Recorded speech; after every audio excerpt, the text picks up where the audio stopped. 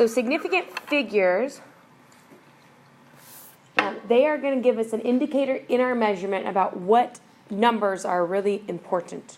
What numbers are significant in our measurement. So when we are given a measurement, not all of the digits or the figures in our measurement are necessarily significant, right? When we take a measurement, we read what the instrument gives us, and we estimate one more digit. Have we talked about that before?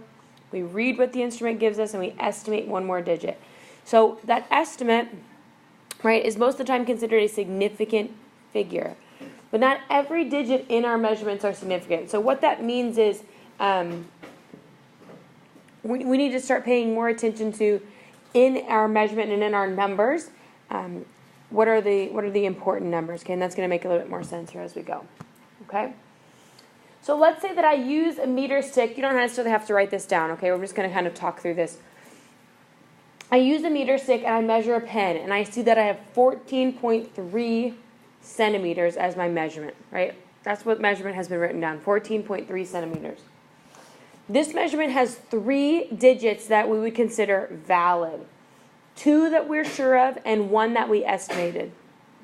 2 that we're absolutely sure of and 1 that we estimated. So when we take measurements, right, we read what our instrument's given and we estimate one more digit. This example, what that's saying is that we know that pen was somewhere between 14 and 15 centimeters, right? And we took a guess on that 0.3, right? Our last digit is always an estimated digit. So we know it's somewhere between 14 and 15, right? So 14, both of those digits are significant, and we think it's somewhere around the 0.3 range. So that digit is also significant, okay? So I'm going to give you kind of a list of rules for significant figures. How do we determine what digits are significant within a number or within a measurement? How do we determine what numbers are significant? Okay?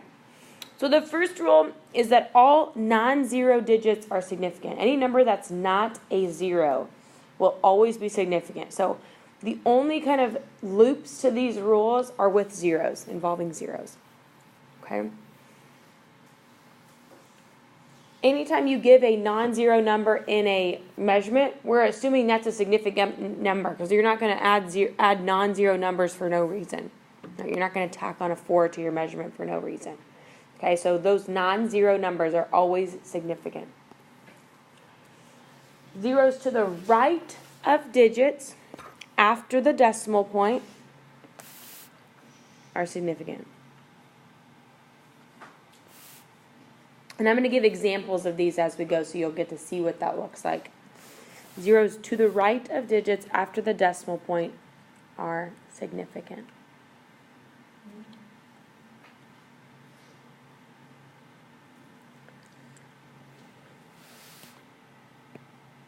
So let's check our first 2 rules so far.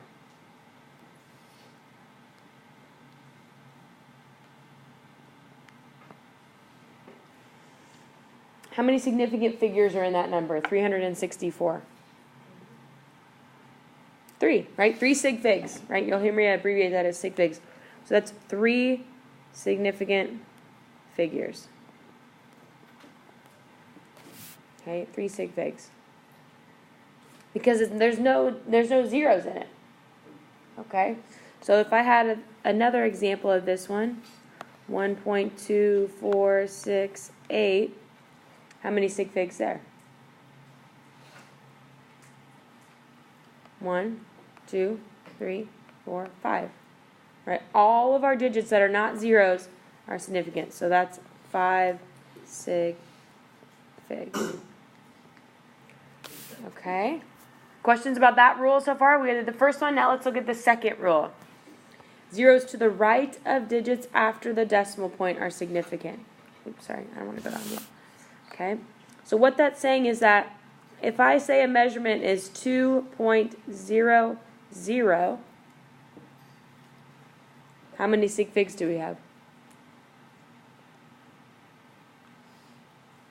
Where are these zeros at? To the right or to the left of digits? To the right, and are they after the decimal point? Right? So that means we have 1, 2, 3 significant figures. So the reason these zeros are significant is because I'm saying I think it's exactly to 0.00. Okay, I've estimated that last year and I think it's exactly that.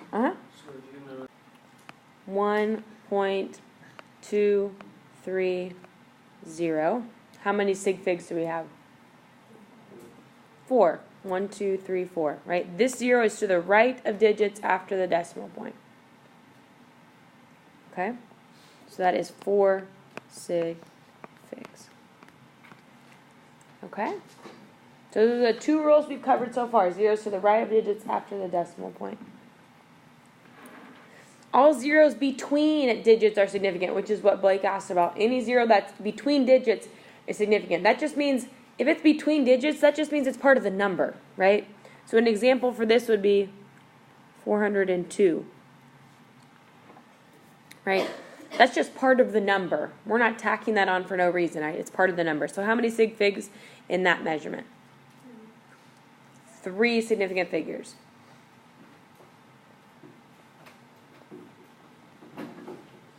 Okay, how about one that looks like this? 402.30. How many sig figs? 5. Yeah, good. This 0 is significant because it is between digits. This 0 is significant because it's to the right of digits after our decimal point. We think it's exactly 0.30. Right? The 0 is to the right of digits after the decimal point. And that's telling us we think our measurement really is exactly 0. Okay, so any questions on that one? That one is 5. Okay, I hope you're writing down some of these examples as we go. Okay, zeros to the left of digits before they start. All zeros to the left of digits are non-significant. So they do not count as significant figures. They are what we call placeholders for the decimal point. Okay, they're just placeholders.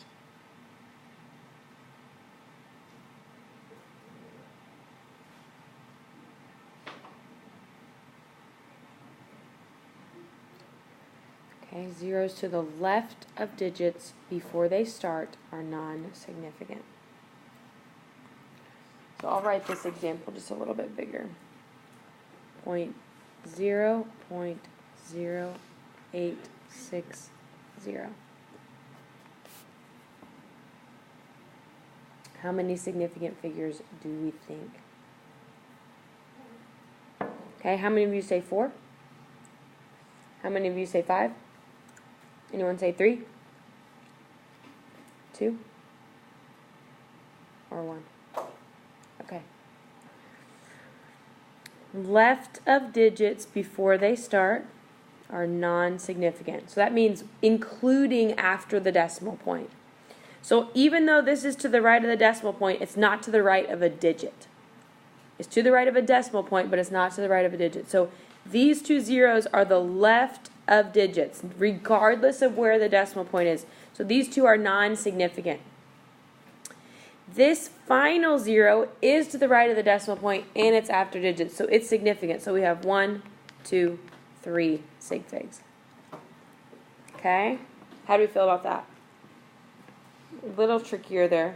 But it's any zeros to the left of digits. Okay? Before any digits start, those are non-significant. Those are just placeholders. So if we were given this measurement, like let's say this was centimeters, all I would need to do is like change to millimeters or micrometers or something that would give me a better measurement rather than have all those zeros in front of my digits. Right? I could just change it. Those are just placeholders for my measurement. So I could change the unit itself and that would give me a better number. Yeah. So any digit used in scientific notation is significant. So we're going to cover scientific notation much more in depth today. But what that looks like is 4.42 times 10 to the 8th, right? That means 1, 2, 3 significant figures. We don't care about the expanded version of the number. We just care about the ones that are visible here. So 3 significant figures there. So anything in scientific notation is considered significant. Okay? Anything in scientific notation is significant. So 1, 2, 3. So if I had 1.202 10 to the 28th, how many sig figs? 5, right? 1, 2, 3, 4, 5. We don't care about the 28 zeros that follow. Right? We just care about the ones we see in scientific notation. Okay, any questions? Those are our rules for sig figs, for identifying the number of sig figs. I know there's a lot, but we'll keep practicing. Okay. Do you want to do a few on your own? Okay. So I'm going to give you a few examples of significant figures, and you're going to tell me how many is in each. Okay, so just write these down in your notes as example problems.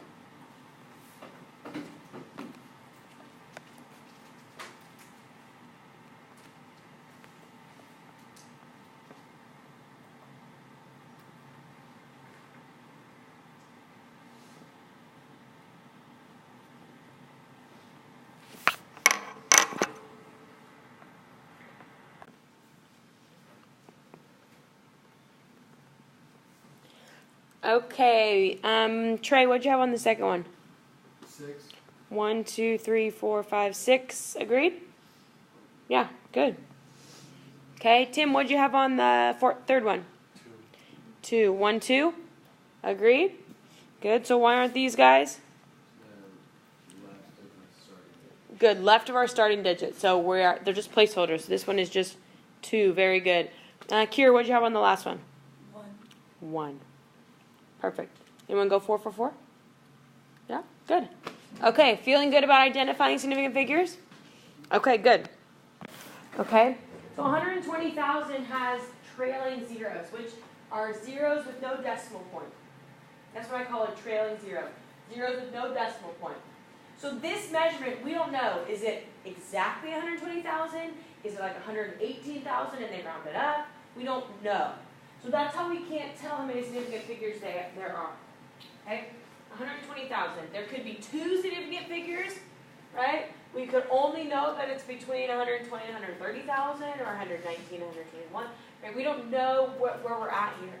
There could be 2, there could be 6, there could be a ton more. If they measured exactly 120,000, there might be a decimal place there. We just don't know. Okay?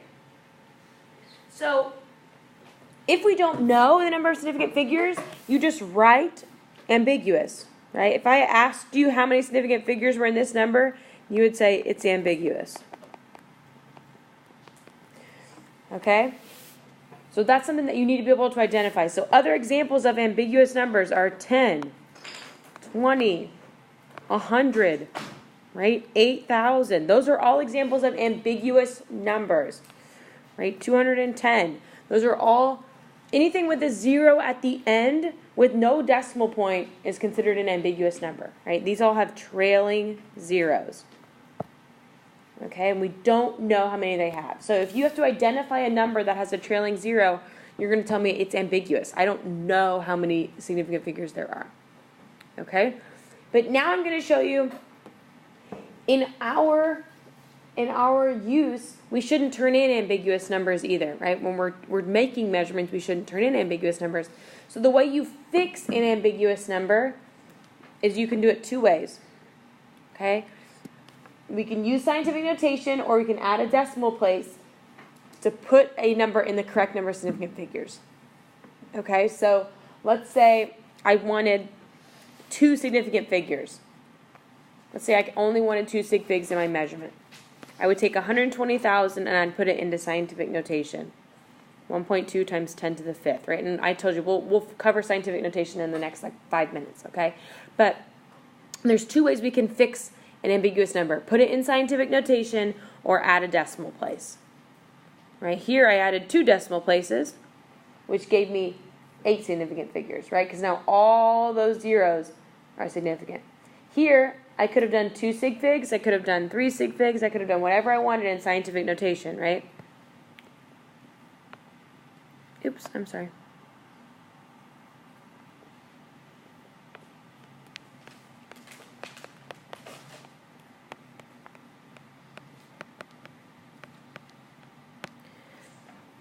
right? I could have made my answer in scientific notation with as many sig figs as I wanted, right? That's 3 sig figs in scientific notation. That's 4 sig figs in scientific notation. So scientific notation gives us a lot of leeway in terms of putting our numbers in the correct sig figs. Okay, but those are the 2 ways you fix an ambiguous number, is you add a decimal place or you put it into scientific notation. Okay, so just remember that, and then we'll keep working with scientific notation today. Okay? Questions on ambiguous significant figures? Anything with the trailing 0. So is this number ambiguous? No, right? Some people start getting into the mindset that anything without a decimal place is ambiguous. That's not the case, right? It's anything with the trailing 0. So 280 is ambiguous, right? But 281 is not. Okay, does that make sense? Trailing zeros. All right, so now we're going to learn how do we apply these significant figures in our math operations when we're adding things together or when we're multiplying and dividing, right? How do we apply significant figures in math? Because you take these measurements in the lab and you usually have to do math with them. So we have to look at how this math applies, because that's the whole reason we're looking at significant figures. Okay? So when we perform our math operations, addition, subtraction, multiplication, or division, we have to think about significant figures. Okay, and how precise our final answer can be. Okay, here's the rule for adding and subtracting. We do the math just like they ask us to. Then we round our answer to correspond to the least precise value involved. And so what that means is we round our answer to the fewest number. Oops, I'm combining my words. Number of decimal places.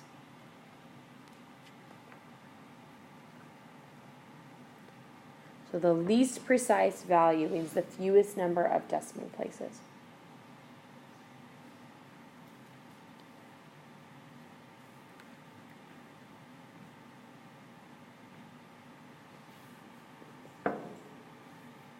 Okay, so let's say I add 2.1 plus 1.00. Let's say those are my 2 measurements I've taken in the lab. 2.1, you can call them centimeters, you can call them grams, whatever you want. 2.1 plus 1.00. Hopefully we can do that math in our head. Okay. Our final answer would be 3.10, right? But using my rules, round my answer to the fewest number of decimal places. So with my 2 starting measurements, how many decimal places do I have on my first one? I have 1 decimal place here, and I have 2 decimal places here. So my answer can only have how many decimals? 1. My answer can only have 1 decimal place. Round to the fewest number of decimal places involved. I guess you can add that if you want. Right? My first measurement only has 1 decimal place, so my answer can only have 1 decimal place. So my answer has to be this, just 3.1, not 3.10. It only gets to be 3.1. And the reason we do that is that our answer cannot be more exact than one of our measurements. Okay? Our answer cannot be more exact than one of our measurements. So one of my measurements only was estimated to 1 decimal place, which means my answer can only be estimated to 1 decimal place. Okay, that's the reason we do that. Your answer cannot be more precise than your measurements. Okay? Try that one. I did the math for you. I want you to give me a final answer here. If I look at my 2 measurements here, my first one has how many decimal places? 1, 2, 3. So there's 3 decimal places. My next one only has 1. So how many decimal places can my answer have? Only 1. Okay? Does this 2 make my 5 round up or down? Down, right? So that means my final answer is 26.5. Okay, if this 2 would have been a 7, that would have made our final answer 26.6. Okay, does that make sense? You did another one. Uh-huh. Okay, so final answer has to be rounded to match fewest number of decimal places within our measurements. Okay. So let's try here. 37.12 plus 16.0 plus 18. Okay, try that one. You probably need your calculator, right? You can't do that part of your head. Maybe you can, but. So your answer needs to have the correct number of significant figures, okay? And you do that by following this rule.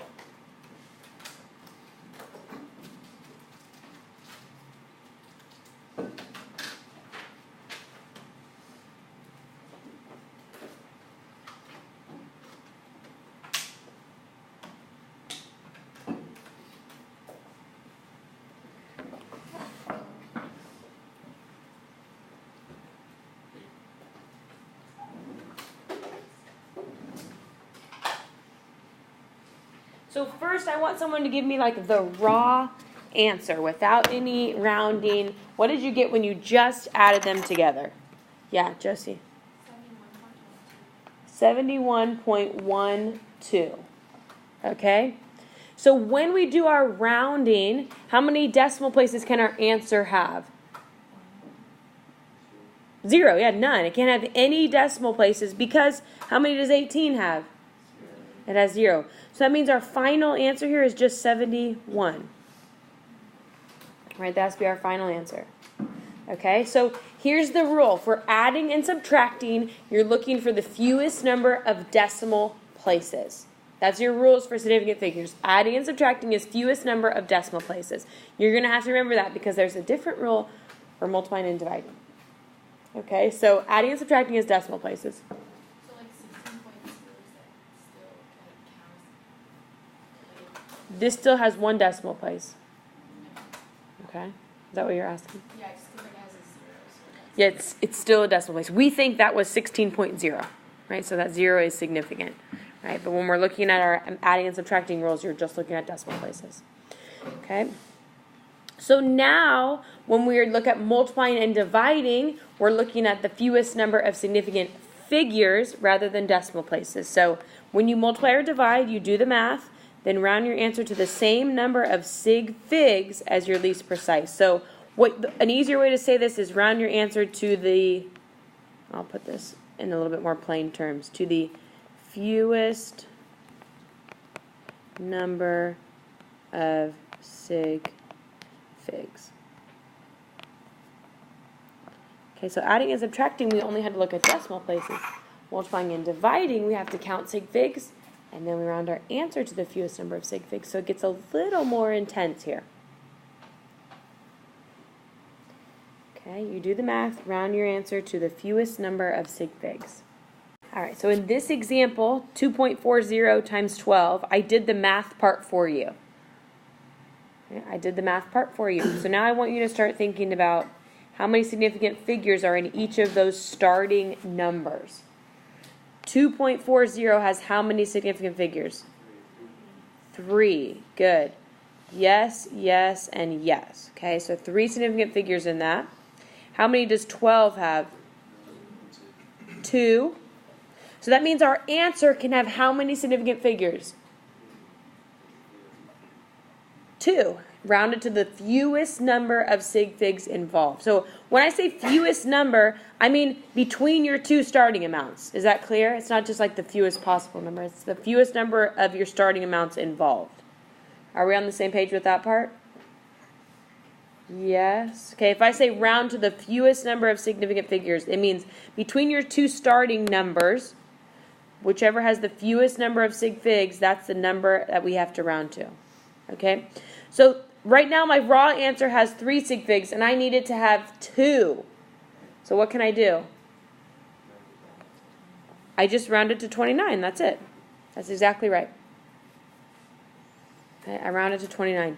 You could also put it into scientific notation if you wanted to, and make it 2.9 times 10 to the first, right? That would also work. You don't have to do that, but you are welcome to do that. Okay? But 29 is a perfectly acceptable answer. 28.8 is not, because that has 3 sig figs, right, which is more exact than one of our measurements, which can happen. Okay, let's try a couple more.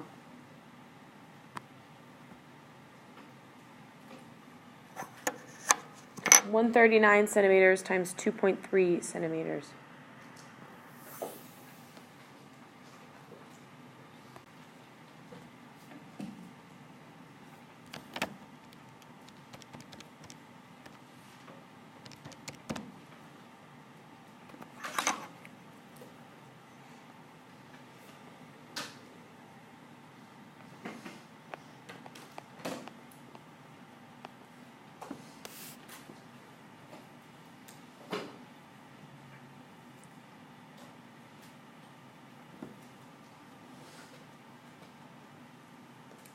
Okay, so the raw answer, the just math answer, I got 319.7. Agreed? Okay, but here's where the work comes in now. So, how many significant figures can my answer have? It can only have 2, right? Does everyone see that part? Because 139 has 3, 2.3 only has 2 sig figs. So my answer can only have 2 sig figs. So here's my problem. 319.7, that has 4. How do I get that down to 2? Has to be scientific notation, right? If I round that to 320, now what happens? Now what's the problem? It's not 3, it is ambiguous. Oops. Okay, so that's no good. That doesn't have 2 sig figs. We don't know how many it has. So we take 319.7. If we're going to put it in scientific notation, would we go 3.1 times 10 to the second, or would we go 3.2 times 10 to the second? Which would be the closest to our actual value? 3.2 times 10 to the second. Do we see that reason for that? If we expanded 3.2 times 10 to the second, we would get 320. If we expanded this, we would get 310. So 320 is closer there. Okay? So 320 in scientific notation, we make it 3.2, and we move it 2 decimal places to get it to be at 320. Okay, we'll work scientific notation, I promise. If this is over your head right now, that's okay. We'll get there, okay? But that's how you fix those numbers, is put them into scientific notation. Okay, try that one. That's an addition one. Okay, so what's the rules for addition and subtraction? Decimal places. Okay? Decimal places, not significant figures. Decimal places. Okay? Try that one. Give me a final answer. Yeah, Abby. 26.289. Okay. Is that the final, or is that before you rounded? Okay, what is it after you round your answer? Is it 26.28? 26.28. How many of you agree with that? How many think you need to have only 1 decimal place? Right? So here's the reason. This one only has 1 decimal place, and this one only has 1 decimal place. So, what is this 8 round our 2 to? 26.3. Okay, so we got 26.281 as our raw answer. We were right about that. Now we have to make our final answer in the correct sig fig. So 1 decimal place. This one also only has 1 decimal place. So our answer can only have 1 decimal place, which is how we get 26.3. Okay.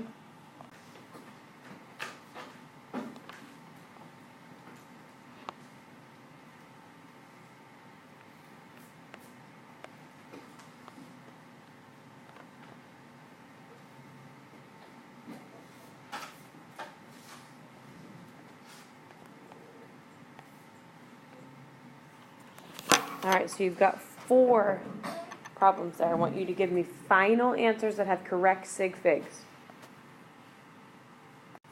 1.5. Raise your hand if you agree. Okay, let me see here. If you didn't agree, what'd you have?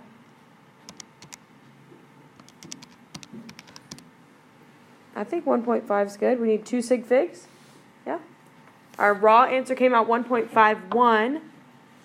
Okay, so that 1 rounds our 5 to a 5. We're good with that? Yeah? 1.5? Okay. All right, you guys are acting like it wasn't. Okay. Just making sure. Second one. Anissa, what'd you have? 31. Agreed? Our final answer should have how many decimal places? Should have 0, right? Because 14 has 0 decimal places. So even though this guy has 3 decimal places, right, we're looking at decimal places when we add and subtract. So on the first one, we looked at significant figures because it was a division problem. This is an addition problem, so we look at decimal places. So our final answer should have been 31. So that's correct. Good. Okay, so you know decimal places there. So this one is 2 sig figs. This one is decimal places. Okay. Number 3. Alex, what'd you have?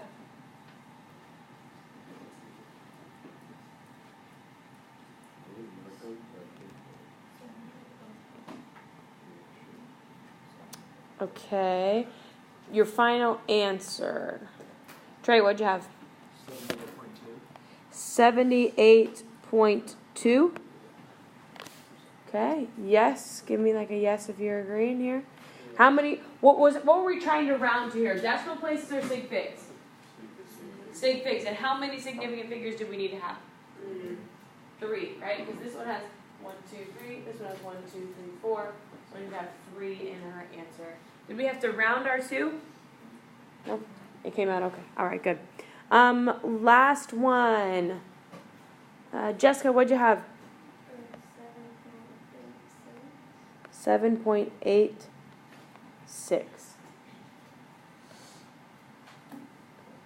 Okay, agreed?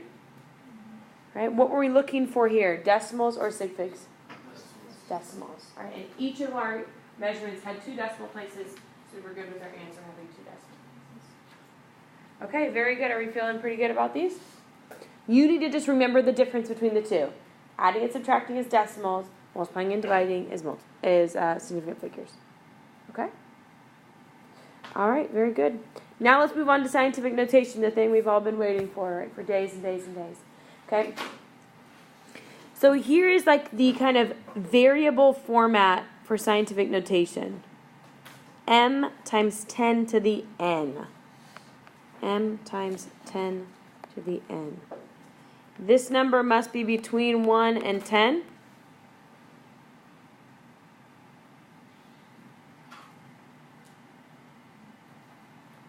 Right, and this number has to be a whole number.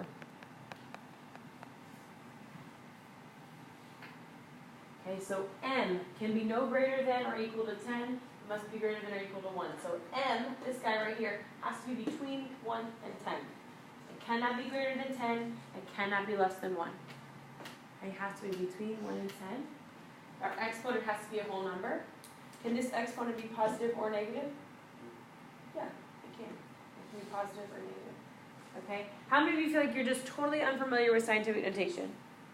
Okay, and I know on your math review that was the indicator for some of you, and that's okay. But I need to make sure you're asking questions as we go along. So the reason we use scientific notation, I think people don't really understand the reason we use scientific notation. The reason we use scientific notation is to express really big or really small numbers in a more manageable way. Okay, rather than writing out 18 zeros after a number for a number that's huge, right? We can condense it down. So the reason we use scientific notation is to express really big numbers or really small numbers in a more manageable way. That's the whole purpose behind scientific notation. We can manipulate any number into scientific notation, but the most useful purposes is when they're really big or really small. Okay? So it gives us a greater freedom when we need to express our numbers in specific significant figures as well, because we said any digit in scientific notation is significant. So using scientific notation allows us to manipulate our answers if we need to, right? Like in our math problems, if we had a problem that we needed one significant figure, right, scientific notation might be the only way to express that number. So that's why another reason we use scientific notation. Okay? So let's just jump in with some examples here. And we're going to take this big number. Hey, I'll give you just a second. Sorry. I don't mean to go too fast. We're going to put this number into scientific notation with 3 sig figs. With only 3 sig figs. So 124,215. Right? That's what our number is. I'm just writing it a little bit bigger so we can look at it real quick. Okay? First of all, is that number larger than 10 or smaller than 1? 124,000. Larger than 10 or smaller than 1? It's larger than 10, right? 124,000 is a bigger number than 10. So that means when we use scientific notation, our exponent should be positive. Okay, if our original number is larger than 10, our exponent should be positive.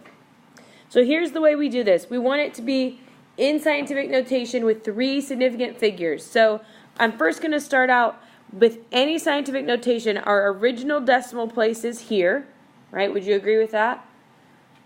Original decimal place, right? If we wanted to express 124,215, that's where our original decimal place sits, right? To get our number between 1 and 10, our new decimal place needs to go there. Right? Now it's 1.24215. We agreeing with that so far? So to get from our original to our new decimal place, we move it 5 places. 1, 2, 3, 4, 5. Right? 1, 2, 3, 4, 5. So that means our scientific notation will be 1.24 times 10 to the 5th. 1.24 times 10 to the 5th. Why did you Why did I what? move it 5 places? Because our original decimal point was here, right? Does that make sense? Original decimal point was there. I have to have this number between 1 and 10. So to get it between 1 and 10, we only can have one decimal place, or one digit to the left of our decimal. So I have to get this number between 1 and 10. So to get my new decimal place between 1 and 10, I move it there. Okay? So 1, 2, 3, 4, 5 decimal place moves gets this number to be between 1 and 10. If I would have only moved it, like let's say I would have done it like this. Here's my original. I moved it 1, 2, 3 places.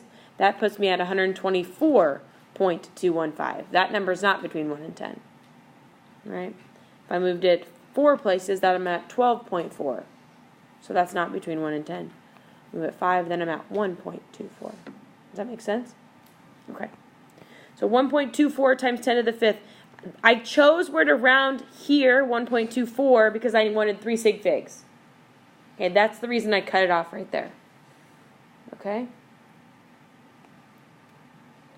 Let's try some more scientific notation stuff, because we need a lot of practice with this. Okay? Now, I'm not going to do significant figures just yet. We're just going to practice just putting them in scientific notation right now. Okay? So let's say now I wanted to put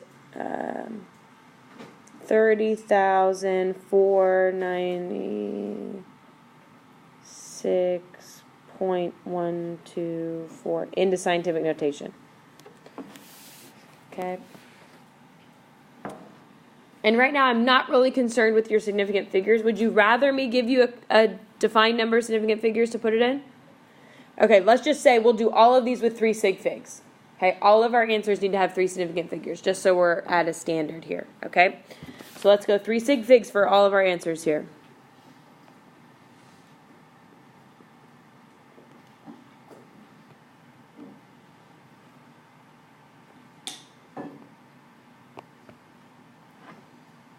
Okay, so here's our original decimal point. We need the decimal point next to be between what 2 digits? The 3 and the 0, right? We need it to be here because that would make it 3.04. 1, 2, 3, 4 places. Right? I moved it 4 places, which means my final answer is 3.04. Or what? 3.05. Very good. Why is it 3.05?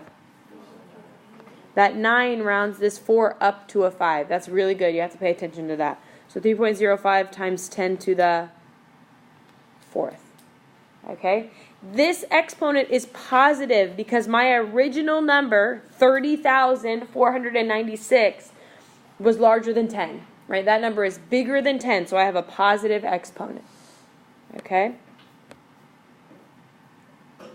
So now I want to work backwards from this point. If I was going to expand this scientific notation out into an actual number, what would it look like? Okay, I would take 3.05 times 10 to the 4th. And I'm going to rewrite it here, 3.05. And I need to move it 4 places to make it larger than 10. So to make this larger than 10, I'd go 1, 2, 3, 4. There's my new decimal point. And then what goes in these spots right here? Zeros. Okay, so if I'm expanding that out, I get 30,500. Right? Is that exactly the same as what I had originally? No, it's not. But because of the number of significant figures I have to give up some of that precision. Okay, it's really pretty close to what I had originally, but it's not exact. So when you put things in scientific notation, you're losing some of the precision of your original numbers. Okay, but that's just how it goes. Does the expansion part of that make sense? Okay. I don't like to teach move to the left is positive, move to the right. Okay, I don't like to teach it that way. I want you to think more in terms of the number itself. So if I have a positive exponent, that means my final number or my original number needs to be greater than 10. Okay. Let's try another one here, that smaller one. Okay, 0.00041663. Put that number in the scientific notation with 3 sig figs.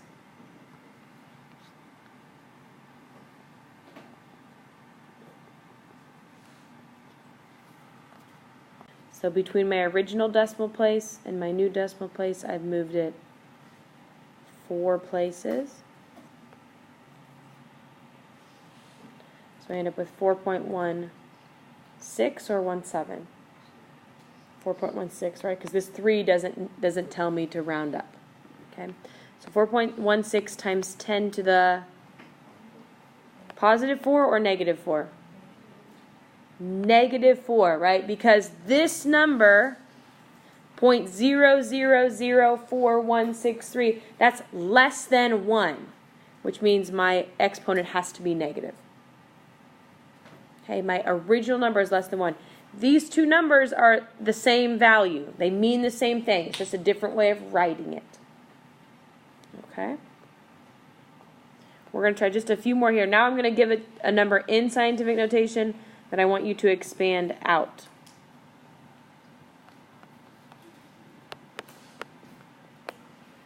Okay, both of those in scientific notation, I want you to give me now the expanded number of that.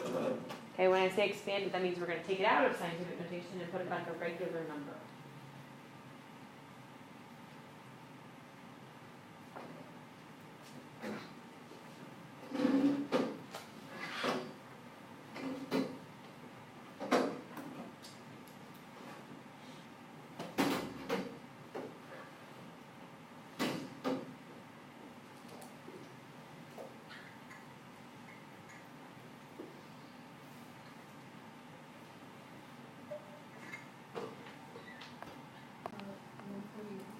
Uh, 148. Perfect. Okay, we had a positive exponent, so we move it to make that number larger than 10. So 148, perfect. Okay. Let's see. Josie, what did you have on the second one? 0.364. Perfect. We moved it 1 place to make it smaller than 1 because our exponent was negative. Okay, how are we feeling about scientific notation? Any better? Okay, good. All right, perfect.